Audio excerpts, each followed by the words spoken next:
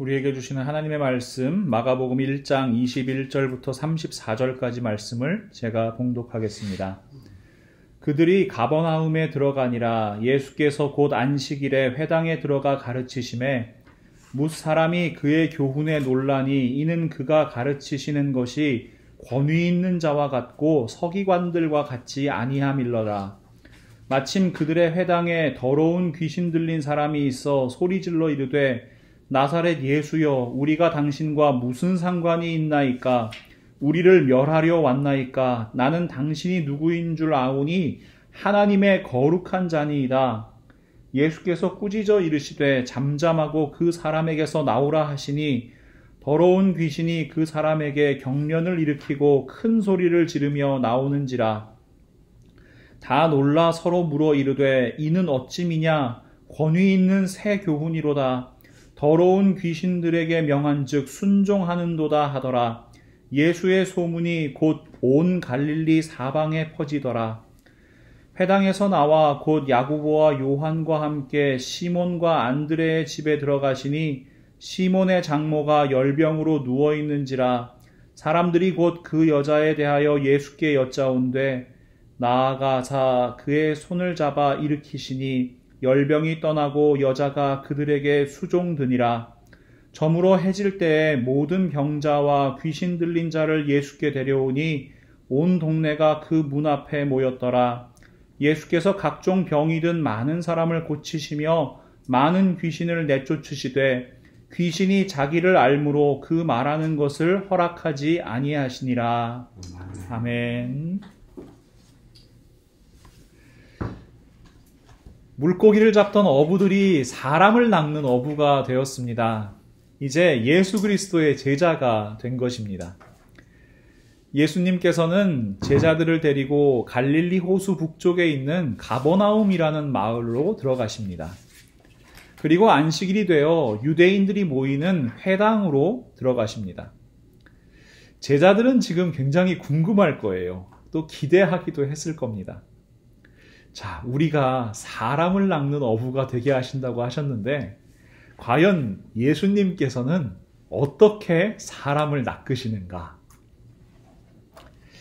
예수님께서는요, 회당에 들어가서 하나님 말씀을 가르치기 시작하십니다. 오늘 본문 21절과 22절 말씀입니다.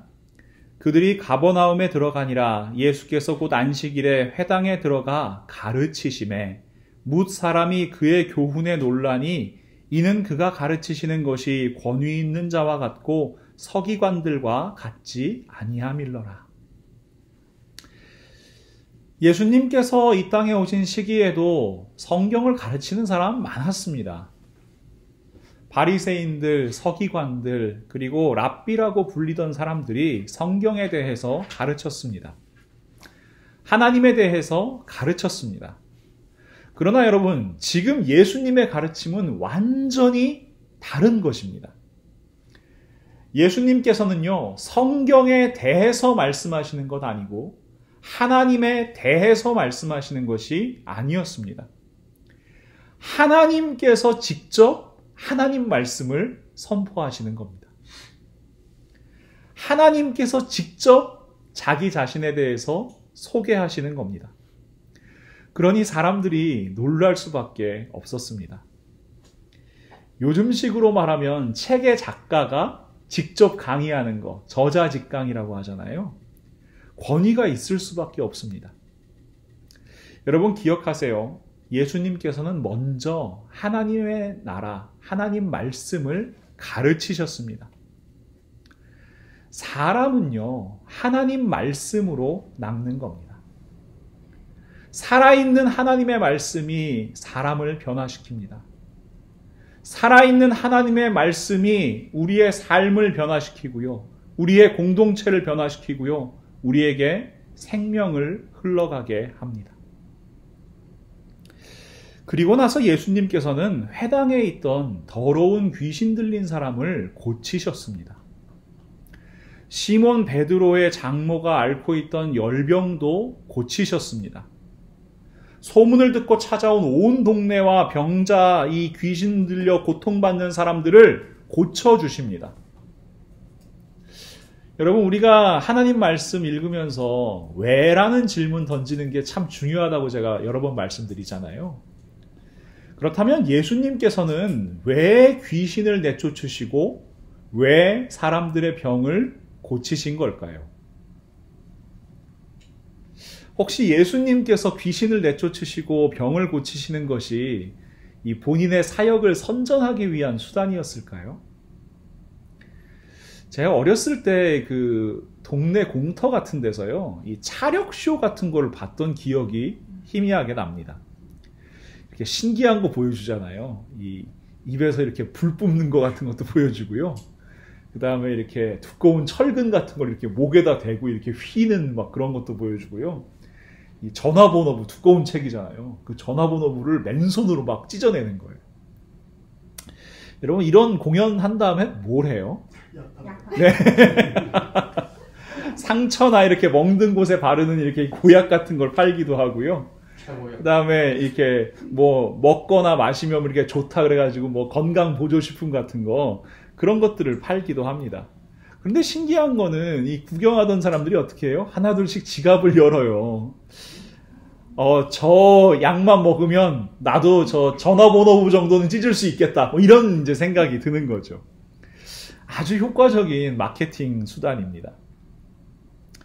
그럼 예수님께서 만약에 이런 방식으로 복음을 전하셨다면 어떻게 하면 돼요? 일단 사람들 귀신 좀 쫓아내고요. 병든 사람들 좀 고쳐주면 어떻게 됩니까? 사람들이 구름대처럼 모일 겁니다. 그 다음에 설교를 하시면 아주 효과 만점일 겁니다. 수많은 이단과 사이비 교주들이 이 병 고치는 은사, 또 귀신 쫓아내는 능력을 과시하는 이유가 여기에 있습니다. 기도만 받으면 뭐 불치병도 낫는다 그러고요. 또 심지어는 교주의 얼굴이 그려있는 액자, 뭐 스티커 같은 거 바라보기만 해도 병이 낫는다고 이야기합니다. 교주가 안수한 이 샘물을 마시면 모든 병이 낫고 만사형통하게 된다고 주장합니다. 안수기도를 하면 바로바로 귀신이 쫓겨낸다고 그렇게 선전합니다. 그러니까 사람들이 모여드는 거예요. 진짜인지 가짜인지도 구분하기 어려운 현상들을 바라보면서 이 교주를 따릅니다. 교주에게 복종하고 자기 재물, 자기 정성 모두 다 거기에 쏟습니다. 사실 이런 모습이 사람들을 모으기에 참 좋은 수단이기 때문에 그렇습니다. 자, 그런데 말입니다. 예수님께서는 비밀로 하세요. 병든 이들, 귀신 들린 이들 고치시는 장면에서 아주 특이한 모습이 있는데요. 귀신들이 예수 그리스도에 대해서 어떤 분이신지에 대해 말하는 것을 금지하신다는 사실입니다. 23절부터 25절 말씀 제가 다시 한번 읽어드릴게요. 마침 그들의 회당에 더러운 귀신 들린 사람이 있어 소리질러 이르되 나사렛 예수여 우리가 당신과 무슨 상관이 있나이까? 우리를 멸하려 왔나이까? 나는 당신이 누구인 줄 아오니 하나님의 거룩한 자니이다. 예수께서 꾸짖어 이르시되 잠잠하고 그 사람에게서 나오라. 34절도 이렇게 말씀하십니다. 예수께서 각종 병이든 많은 사람을 고치시며 많은 귀신을 내쫓으시되 귀신이 자기를 알므로 그 말하는 것을 허락하지 아니하시니라. 예수님께서 귀신에게 잠잠하라고 하세요. 예수님에 대해서 이야기하는 것을 허락하지 않으세요. 어찌 보면 우리의 생각과는 완전히 반대입니다. 여러분 그런 얘기 들어보셨어요? 물 들어올 때 노젓는다? 어떤 일에서 좋은 시기를 얻으면 그때 열심히 뭔가를 해가지고 그때에 더 많은 성과를 얻어라. 뭐 이런 얘기잖아요. 요즘에 뭐 유튜브나 이런 SNS 뭐 이런 거에 이제 활동하는 이제 사람들이 있는데 조금만 유명해지면 어떻게 합니까? 예, 뭐라도 더 하려고 노력합니다. 뭐 TV에도 한 번 더 나가야 되고요. 광고도 찍어야 되고요. 뭐 강연도 해야 되고요. 아무튼 조금이라도 더 유명해지기 위해서 노력하는 거예요. 어떻게 하면 조금 더 이름을 알릴 수 있을까? 어떻게 하면 조금 더 영향력을 미칠 수 있을까 고민하는 겁니다. 그런데 지금 예수님께서는요, 귀신들에게 잠잠하라 라고 말씀하세요. 여러분, 오히려 귀신들이 예수님에 대해서 떠들어주고요, 예수님이 하나님의 아들이시다 이렇게 소리쳐 준다면 더 많은 사람들 예수님 앞으로 나오지 않을까요? 그러나 우리는 기억해야 합니다. 하나님의 때가 있습니다. 하나님의 구원 계획은 아직까지 비밀이었습니다. 전도서에 이런 말씀이 있습니다. 전도서 3장 1절, 7절, 11절 말씀을 제가 읽어드릴게요. 범사에 기한이 있고 천하 만사가 다 때가 있나니 찢을 때가 있고 꿰맬 때가 있으며 잠잠할 때가 있고 말할 때가 있으며 하나님이 모든 것을 지으시되 때를 따라 아름답게 하셨고 또 사람들에게는 영원을 사모하는 마음을 주셨느니라. 그러나 하나님이 하시는 일의 시종을 사람으로 측량할 수 없게 하셨도다. 하나님께서 계획하신 구원의 역사는 전적으로 하나님의 문제입니다. 인간 생각으로 하는 거 아니고요. 우리는 감히 측량할 수도 없고 헤아릴 수도 없는 하나님의 역사를 사모하는 마음으로 바라보며 기도하는 사람들입니다. 하나님의 때, 하나님의 아름다움을 구하는 것이 우리 그리스도인의 믿음입니다. 그래서 이 마가복음은 이 하나님의 비밀이 어떻게 우리에게 선포되는지, 그 하나님의 구원 계획을 이루시는 때가 언제인지 한 걸음씩 한 걸음씩 우리를 인도해 가는 겁니다. 우리 앞으로 또 마가복음을 통해서 하나님 말씀 앞에서 겸손한 마음으로 놀라운 하나님의 역사를 바라보는 우리가 될 수 있기를 간절히 소망합니다. 그렇다면 우리 예수님께서는 왜 귀신 들린 이들을 자유케 하시고 병든 사람들을 회복시키십니까? 먼저 예수님께서는 우리들을 불쌍히 여기시기 때문입니다. 병으로 인해서, 귀신 들림으로 인해서 고통받는 이들을 불쌍히 여기시고 그 삶을 회복시켜 주시는 것입니다. 이것이 바로 하나님의 사랑입니다. 여러분, 예수님께서 행하신 기적 중에 가장 놀랍고 가장 영향력 있는 기적이 뭘까요? 제가 성경을 연구하면서 보면요, 두 가지 기적인 것 같아요. 첫 번째는 우리가 잘 알고 있는 오병이어의 기적이고요. 두 번째는 나사로를 살리신 기적입니다. 여러분, 오병이어의 기적 상상이 되세요? 그 모습이? 아무것도 없는 빈들에서 보리떡 5개와 물고기 2마리를 가지고 5,000명이 넘는 사람, 남자만 5,000명이니까 여자와 아이들을 합치면 거의 10,000명 이상의 사람이겠죠. 그 어마어마한 사람들이 배불리 먹고 12광주리의 떡이 남았습니다. 이 모습을 지켜보고 경험한 사람들의 반응 역시 아주 극단적이었습니다. 이 요한복음 6장 14절과 15절엔 이렇게 기록하고 있습니다. 그 사람들이 예수께서 행하신 이 표적을 보고 말하되 이는 참으로 세상에 오실 그 선지자라 하더라. 그러므로 예수께서 그들이 와서 자기를 억지로 붙들어 임금으로 삼으려는 줄 아시고 다시 혼자 산으로 떠나가시니라. 오병이어의 기적을 맛본 사람들이 예수님을 왕으로 삼으려고 해요. 아무것도 없는 곳에서 이 수많은 사람들을 먹이실 수 있는 분이니까 예수님 따라가면 적어도 밥은 굶지 않겠구나 생각하는 거지요. 만약에 로마 제국과 전쟁을 하게 된다면 군량미 걱정은 할 필요가 없겠다, 이런 생각을 하는 사람도 있었을 겁니다. 한마디로 얘기하면 예수님은 참 쓸모있는 분이다, 내 삶에 이익이 되는 분이다 라는 생각 때문에 사람들은 예수님을 왕 삼으려고 하였습니다.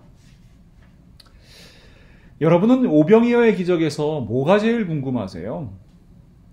제가 지금까지 성경을 가르치면서 가장 많이 받았던 질문 중에 하나가 도대체 그 떡 조금하고 물고기 조금이 어떻게 그렇게 많아져서 사람들을 먹일 수 있었겠냐 하는 질문이었습니다.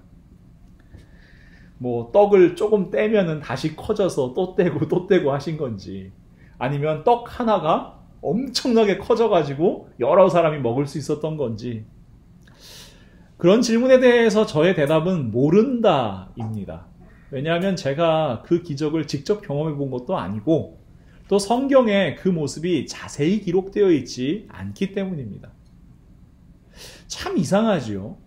그렇게 놀라운 기적을 제가 만약에 봤다면요, 뭘 기록했을 거냐면 그 떡이 도대체 어떻게 커졌는지가 저는 꼭 기록하는 내용이었을 것 같아요.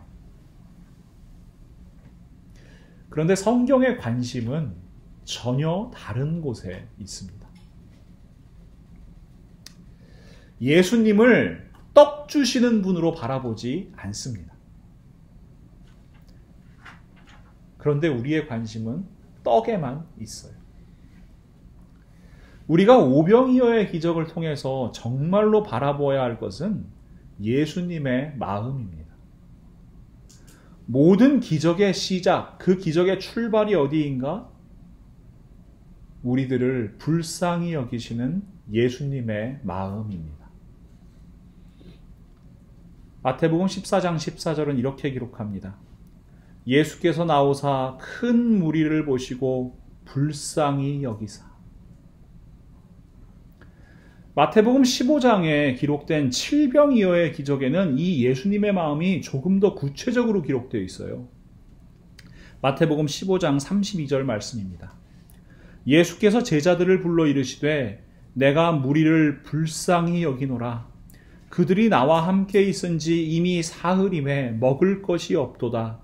길에서 기진할까 하여 굶겨보내지 못하겠노라. 내가 무리를 불쌍히 여기노라. 여러분, 떡이 커진 것이 기적이 아니고요. 예수님께서 우리를 불쌍히 여겨주시는 것이 기적입니다. 떡이 많아져서 사람들이 많이 먹은 것이 기적이 아니라요, 예수 그리스도께서 우리와 함께 하시고 우리를 불쌍히 여겨주시고 우리의 처지를 돌아봐 주시는 것, 여러분, 그것이 바로 기적입니다. 예수님께서 우리를 불쌍히 여겨주시고 우리 인생에 손대어 주시는 겁니다. 우리를 불쌍히 여기시고 우리에게 말씀하여 주시는 겁니다.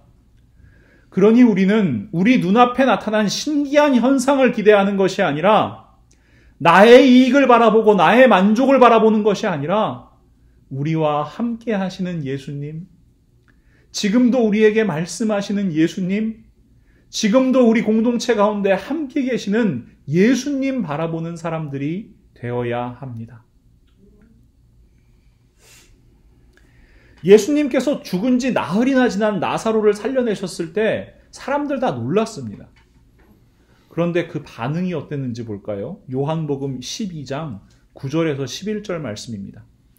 유대인의 큰 무리가 예수께서 여기 계신 줄을 알고 오니 이는 예수만 보기 위함이 아니요 죽은 자 가운데서 살리신 나사로도 보려 함이로라.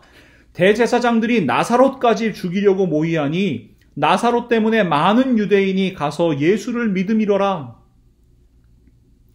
어떤 이들은 기적을 보고 예수님을 믿고자 합니다. 그러나 어떤 이들은 기적을 보고도 예수님을 죽이려고 해요.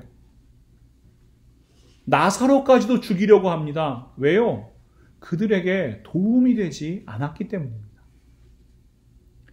우리는 이 기적을 통해서 무엇을 바라보아야 합니까? 와, 죽은 지 나흘 지난 사람이 살아났으니까 정말 신기하다.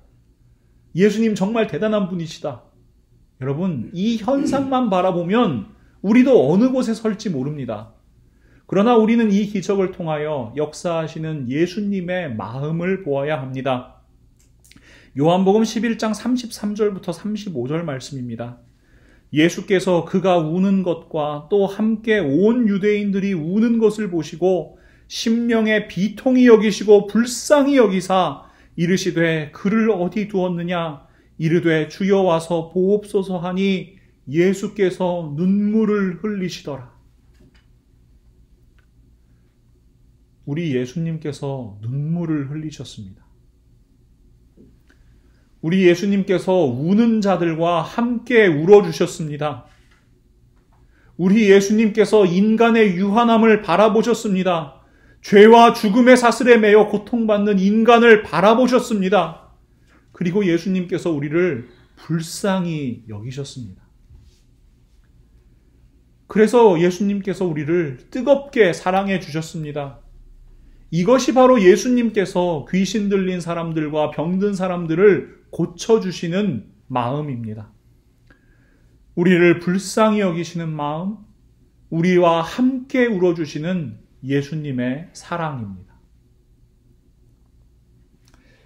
이와 함께 예수님께서 귀신을 내쫓으시고 병든 자를 고쳐주시는 더욱 중요한 또 한 가지 이유가 있습니다. 그것은 바로 우리에게 임하신 하나님 나라를 보여주시기 위함이었습니다. 누가복음을 보면 예수님께서는 가버나움에서 사역을 마치시고 어린 시절 사셨던 나사렛으로 향하십니다. 나사렛 회당에서 하나님 말씀을 선포하시는데요. 누가복음 4장 16절부터 21절 말씀입니다. 예수께서 그 자라나신 곳 나사렛에 이르사 안식일에 늘 하시던 대로 회당에 들어가사 성경을 읽으려고 서심해 선지자 이사야의 글을 들이거늘 책을 펴서 이렇게 기록된 데를 찾으시니 곧 주의 성령이 내게 임하셨으니 이는 가난한 자에게 복음을 전하게 하시려고 내게 기름을 부으시고 나를 보내사 포로된 자에게 자유를 눈먼 자에게 다시 보게 함을 전파하며 눌린 자를 자유롭게 하고 주의 은혜의 해를 전파하게 하려 하심이라 하였더라. 책을 덮어 그 맡은 자에게 주시고 앉으시니 회당에 있는 자들이 다 주목하여 보더라. 이에 예수께서 그들에게 말씀하시되 이 글이 오늘 너희 귀에 응하였느니라. 예수님께서요, 이사야 선지자를 통하여 전파하셨던 하나님의 말씀이 지금 너희 눈앞에 나타났음을 선포하십니다. 더 이상 여러분, 하나님의 말씀이 저 멀리 있는 것이 아니라요, 이 하얀 종이에 쓰여진 까만 글씨가 아니라요, 너희 눈앞에 살아있는 모습으로 나타나셨다는 것을 말씀하십니다. 말씀이 육신이 되어 너희 앞에 지금 그 말씀이 서 있다는 것을, 그 말씀이 말씀하고 있다는 것을 예수님께서 선포하십니다. 귀신 들린 자를 고치시며 예수님 분명히 말씀하세요. 누가복음 11장 20절 말씀, 그러나 내가 만일 하나님의 손을 힘입어 귀신을 쫓아낸다면 하나님의 나라가 이미 너희에게 임하였느니라. 아멘. 예수님께서는 지금까지 우리가 추상적으로 생각했던, 저 멀리 있다고 생각했던, 아니면 죽은 다음에 가는 곳이라고 생각했던 그 하나님의 나라가 이미 우리 가운데 임하셨다는 사실을 눈앞에 보여주십니다. 하나님의 능력이 역사하심을 보여주십니다. 눈에 보이지 않는 이 말씀이 육신이 되어 이 땅에 오셨다는 사실을 분명히 보여주시는 겁니다. 예수 그리스도께서 귀신을 내쫓으신다? 질병을 고쳐주신다? 이걸 한마디로 정의하면 보이지 않는 하나님의 말씀이 지금 너희 앞에 이루어졌다라는 것을 보여주시는 하나의 시청각 교제라고 생각하시면 됩니다. 예수님은 귀신보다 강하신 분이시고요, 질병보다 강하신 분이십니다. 예수님께서 귀신을 쫓아내는 것, 병을 고치시는 것, 오병이어의 기적을 베푸신 것, 죽은 나사로를 살리신 것, 모두가 하나님의 나라가 이미 너희에게 임하였다라는 사실을 보여주시는 표적입니다. 그러니 여러분, 표적 자체도 놀라운 일이지요. 그러나 우리는 이를 통해 예수님께서 우리에게 보여주시는 하나님 나라를 바라보는 사람들이 되어야만 합니다. 예수 그리스도께서 우리 가운데 오셔서 역사하시고 우리와 함께 웃고 우리와 함께 울어주심으로 인해서 이미 우리 가운데 하나님 아버지의 나라가 임하셨습니다. 그리스도인들은요, 예수님과 함께 이 하나님의 나라를 살아가는 사람들입니다. 그리스도인은요, 단순히 우리 눈앞에 펼쳐지는 현상이 아니라 그 현상을 통하여 보여주시는 하나님 나라를 바라보는 사람들입니다. 그리고 우리는 소망하는 사람들입니다. 다시 오실 예수 그리스도께서 약속하신 영원한 하나님 나라를 말입니다. 요한계시록 21장 3절부터 7절 말씀입니다. 내가 들으니 보좌에서 큰 음성이 나서 이르되 보라, 하나님의 장막이 사람들과 함께 있음에 하나님이 그들과 함께 계시리니 그들은 하나님의 백성이 되고 하나님은 친히 그들과 함께 계셔서 모든 눈물을 그 눈에서 닦아주시니 다시는 사망이 없고 애통하는 것이나 곡하는 것이나 아픈 것이 다시 있지 아니하리니 처음 것들이 다 지나갔음이로라. 보좌에 앉으신 이가 이르시되 보라, 내가 만물을 새롭게 하노라 하시고 또 이르시되 이 말은 신실하고 참되니 기록하라 하시고 또 내게 말씀하시되 이루었도다. 나는 알파와 오메가요 처음과 마지막이라. 내가 생명수 샘물을 목마른 자에게 값없이 주리니 이기는 자는 이것들을 상속으로 받으리라. 나는 그의 하나님이 되고 그는 내 아들이 되리라. 아멘. 마라나타, 주 예수여 오시옵소서. 우리는 이 하나님 나라 소망으로 이 땅을 살아가는 사람들입니다. 그런데요, 지금도 수많은 그리스도인들이 여전히 현상만 바라봅니다. 혹은 엉뚱한 것 가지고 하나님 나라 바라볼 수 있다고 생각하고요. 엉뚱한 것 가지고 하나님 나라 드러낼 수 있다고 착각합니다. 그래서 병 고치는 일에만 집중하고요. 신비로운 현상만 구하고요. 본질적이지 않은 여러 가지 것들에 집착합니다. 이렇게 한번 생각해 볼까요?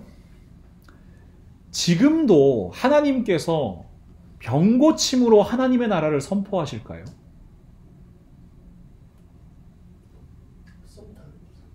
하실 수 있습니다.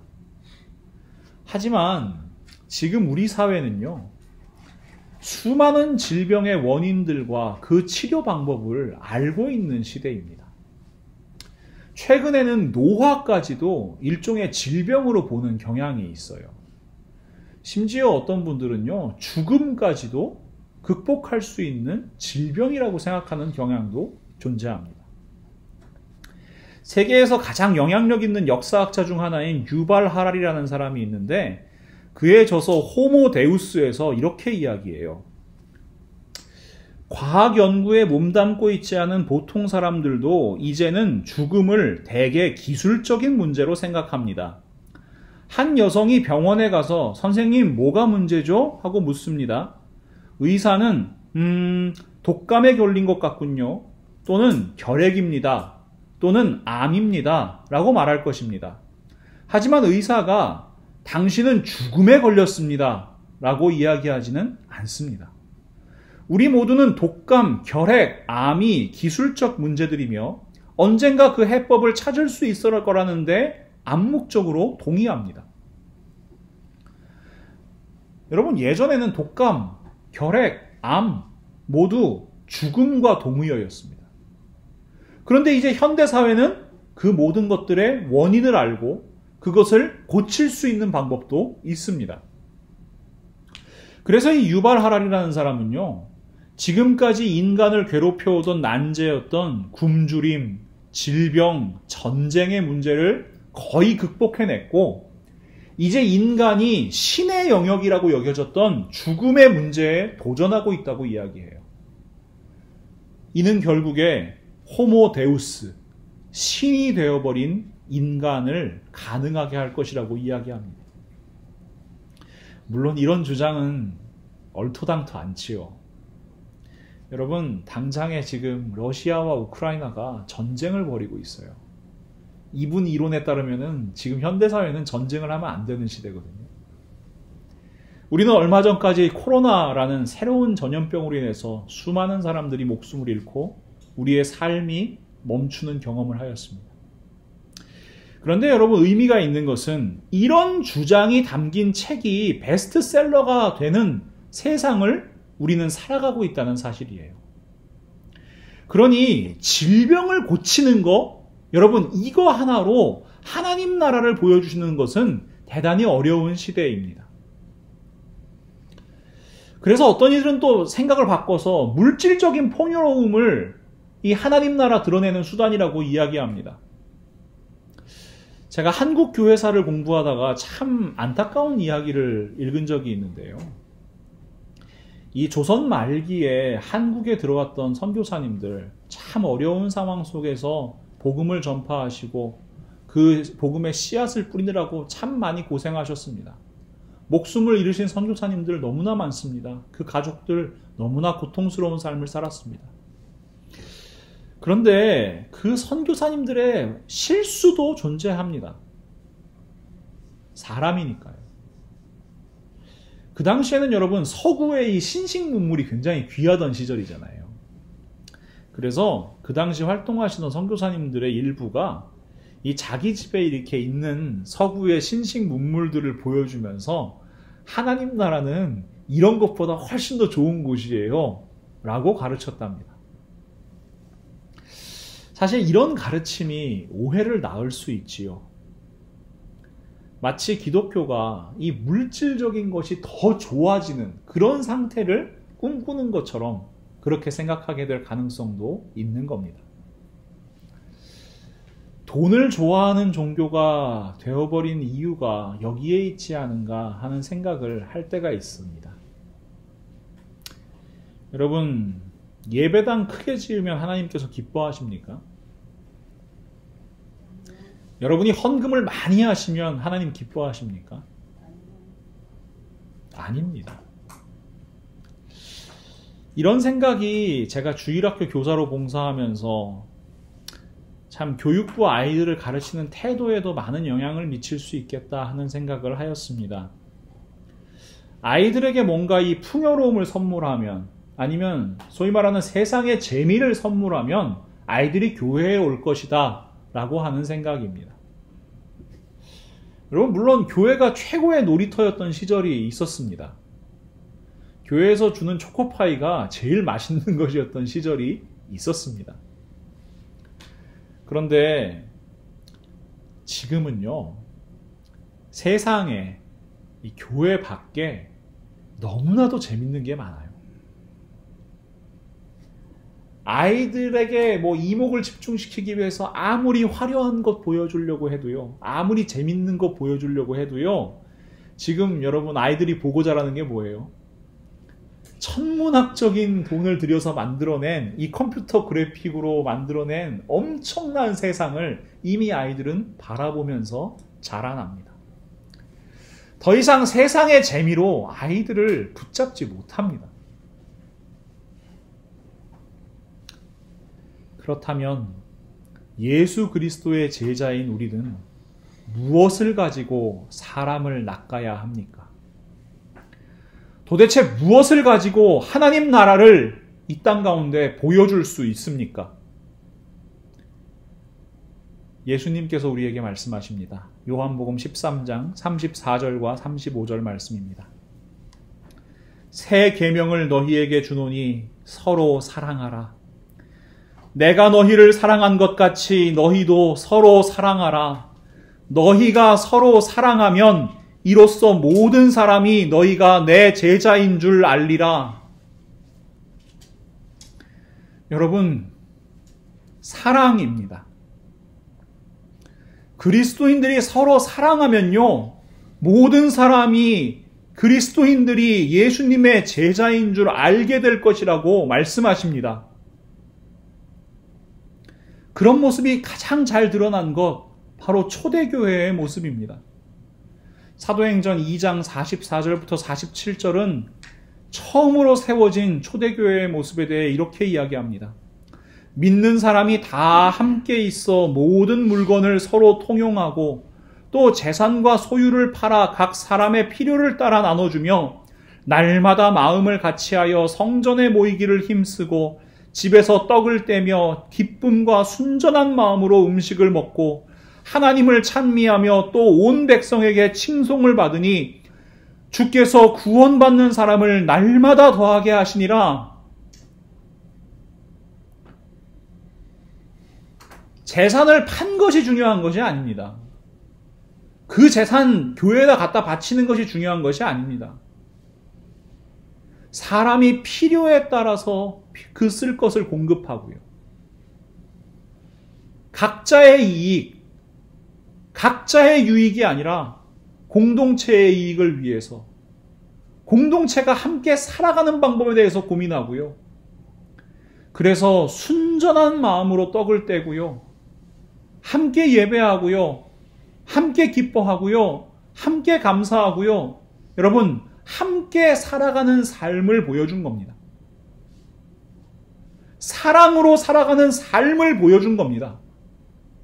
그러니 사랑으로 낚인 사람들이 늘어나는 겁니다. 사랑으로 구원받은 사람들이 날마다 늘어나는 겁니다. 사도 요한은 요한일서 4장 11절과 12절 말씀에 이렇게 선포합니다. 사랑하는 자들아, 하나님이 이같이 우리를 사랑하셨은즉 우리도 서로 사랑하는 것이 마땅하도다. 어느 때나 하나님을 본 사람이 없으되 만일 우리가 서로 사랑하면 하나님이 우리 안에 거하시고 그의 사랑이 우리 안에 온전히 이루어지느니라. 여러분, 사랑은 놀라운 힘이 있습니다. 눈에 보이지 않는 하나님을 바라볼 수 있게 하는 힘이 사랑입니다. 예수님께서 눈에 보이지 않는 말씀이 이 땅에 눈에 보이는 육신으로 오신 것과 같이 눈에 보이지 않는 하나님이 이 땅에 보일 수 있는 존재가 되는 것, 그것이 바로 사랑의 힘이요 사랑의 역사입니다. 우리가 사랑할 때 그 하나님의 나라, 멀리 있는 것만 같았고 추상적으로만 느껴졌던 그 하나님의 나라가 우리 가운데 이루어지는 놀라운 역사를 우리는 바라보는 사람들이 됩니다. 모든 사람이 바라볼 수 있는 하나님, 모든 사람이 바라볼 수 있는 하나님의 나라, 이룰 수 있는 것 오직 사랑입니다. 요즘에 참 팍팍한 뉴스가 넘쳐납니다. 너무나 가슴이 아픕니다. 그런데 얼마 전에 제가 감동적인 소식 하나를 발견했습니다. 대한민국의 제약회사인 유한양행이라는 회사에서 폐암을 치료하는 신약 개발에 성공했다는 뉴스입니다. 그런데 그 신약 개발이 놀라운 게 아니고요. 이 유한양행에서 발표하기를 이 신약의 건강보험 급여가 적용되기 전까지 환자들에게 무제한으로 이 신약을 무료로 공급하겠다는 발표를 한 것입니다. 이 약이 얼마나 비싼 약이냐면요. 환자 한 명이 1년 동안 이 약에 드는 돈이 7천만 원이랍니다. 거의 7만 불인 거예요. 여러분, 폐암으로 고통받는 사람들에게 얼마나 큰 희망을 주는 메시지입니까? 코로나 시대에 정식 승인도 받지 않은 백신을 팔아서 천문학적인 이익을 남긴 여러 제약회사들과 너무나도 다른 모습입니다.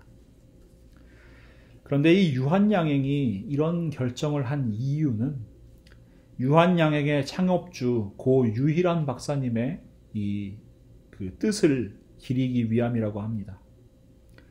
기업에서 얻은 이익은 그 기업을 키워준 사회에 환원하여야 한다. 고 유희란 박사님은 평생 신실하게 하나님 앞에서 살아오신 그리스도인이자 교회의 장로님이었습니다. 그 신앙의 유산이 이어져 아름다운 열매 맺고 있음을 우리는 눈으로 보고 있습니다. 사랑하는 믿음의 동역자 여러분, 예수님 시대는 질병, 귀신 들림, 이것이 인간의 한계로 여겨지던 시대였습니다. 그것이 극복할 수 없는 대상으로 여겨지던 시대였습니다.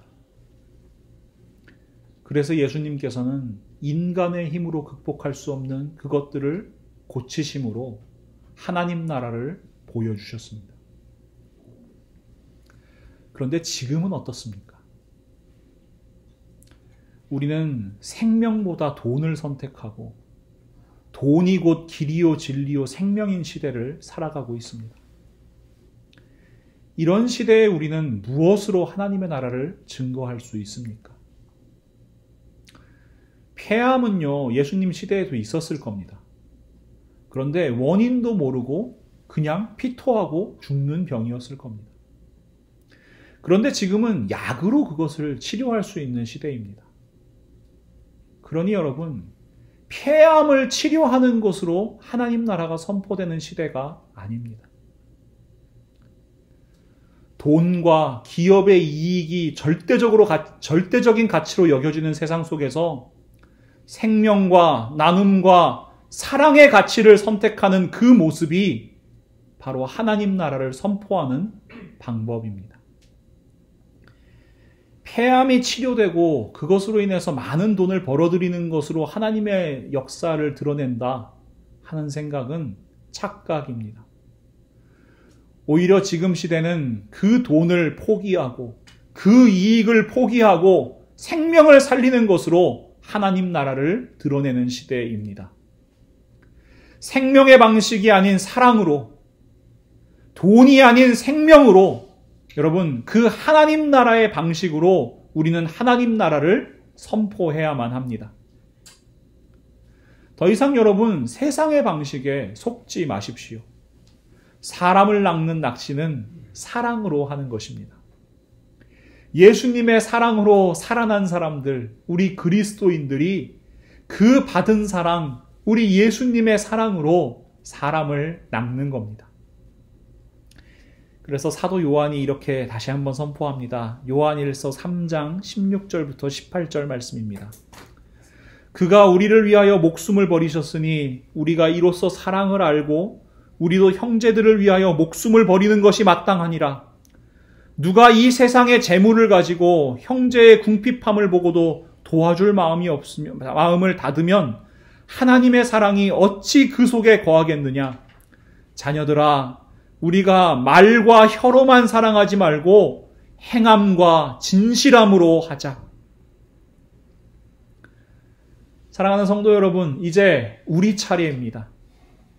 우리는 예수 그리스도의 십자가, 그 사랑으로 생명을 받은 사람들입니다. 그 사랑 경험한 사람들입니다. 그러니 서로 사랑합시다. 말로만 사랑하는 것이 아니라 행함과 진실함으로 사랑합시다. 뜨겁게 사랑합시다. 우리가 서로 사랑하면요, 모든 사람들이 우리가 그리스도인임을 알게 될 것입니다. 하나님의 말씀이 이 땅 가운데 선포될 것입니다. 하나님께서 구원받는 사람들 날마다 더해 주실 것입니다. 우리 모두가 사람을 사랑으로 낚는 그 생명의 어부가 되길, 그리고 우리 라이프 처치가 초대교회의 모습을 회복하는 아름다운 교회, 아름다운 생명의 공동체가 될 수 있기를 우리 예수님의 이름으로 간절히 축원합니다. 우리 이 시간 함께 마음 모아 잠시 기도할까요? 하나님, 사랑하겠습니다. 정말 사랑하는 모습을 통하여 하나님을 이 땅 가운데 증거하고 저희들 사랑함으로 통하여 이 땅 가운데 예수 그리스도의 복음이 흘러가게 하겠습니다. 저희들을 사용하여 주시옵소서. 우리 결단의 기도를 한번 올려드리도록 하겠습니다. 사랑의 하나님, 감사합니다. 오늘도 하나님 말씀으로 저희에게 말씀하여 주심을 진심으로 감사합니다. 저희들 단지 현상을 바라보는 사람들 아니라 늘 저희에게 보여주시는 하나님의 나라 바라보는 사람들 되게 하여 주시옵소서. 그리고 저희들 서로 사랑함으로 말로만 혀로만이 아니라 행함과 진실함으로 사랑함으로 그 하나님의 나라를 이 땅 가운데 이루어가는 사람들 다 되게 하여 주시옵소서. 세상의 방식, 세상의 방법이 아니라 하나님의 방법을 선포하는 사람들 되게 하시고 그 용기 있는 결단으로 말미암아 정말 세상 모든 사람들이 우리 하나님의 모습을, 우리 하나님의 사랑을, 우리 하나님의 나라를 바라볼 수 있는 그 놀라운 역사를 이루어가게 하여 주시옵소서. 저희 한 사람 한 사람 허락하신 삶의 자리가 있습니다. 가정에서, 일터에서, 또 이웃들 가운데 어느 곳에 있든지 그 사랑으로 말미암아 우리 하나님의 모습을 증거하는 그리스도의 제자요, 사람을 낚는 생명의 어부 되게 하여 주시옵소서.